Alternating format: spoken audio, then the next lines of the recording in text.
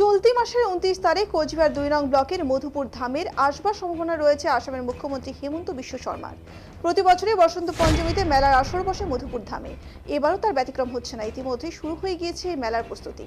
বুধবার এই মধুপুর ধাম পরিদর্শনে আসেন আসাম মন্ত্রিসভার পর্যটন মন্ত্রী রঞ্জিত দাস। এদিন মধুপুর মন্দির চত্বর পরিদর্শন করেন তিনি এবং সাংবাদিকদের মুখোমুখি হয়ে মুখ্যমন্ত্রী আসবার সম্ভাবনার কথা বলেন মন্ত্রী।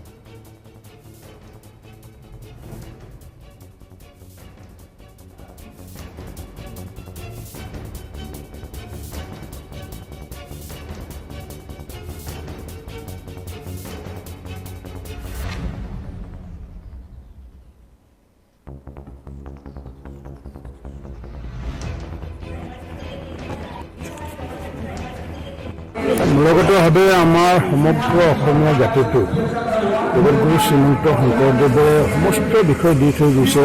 ভাষা, কৃষ্টি, সাহিত্য লগতে নাটককে আদি কৰি অসমীয়া জাতিত বিনিয়োগৰ একোটা সামগ্ৰী নাই। আৰু সেইগৰাকী মহান জনক জগতগুৰু শ্ৰীমন্ত শংকৰদেৱৰ মহাপুৰাণ হৈছিলে মধুপুৰতে। আৰু সেইকাৰণে আমি মধুপুৰ বুলি ক'লে এটা উল্লেখযোগ্য পবিত্ৰ স্থান বুলি আমি জানো।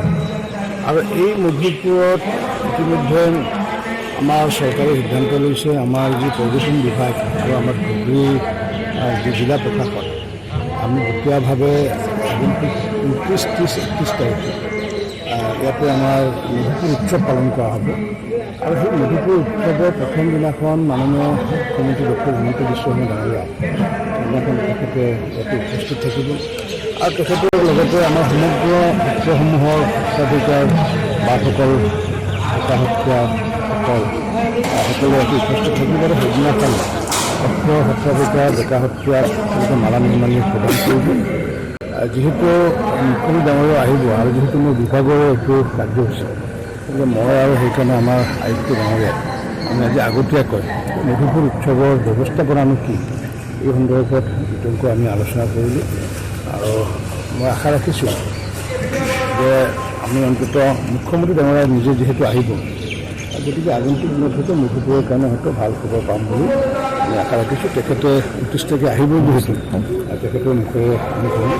আৰু ইয়াতে সেইদিনাখন 29, 30, 31 তাৰিখে আমাৰ বিশিষ্ট ব্যক্তিসকলক লৈ ইয়াত ইতিমধ্যে ডক্টৰ অমলেন্দু চক্ৰৱৰ্তী আমাৰ যি ৰবীন্দ্ৰ ইউনিভাৰ্চিটি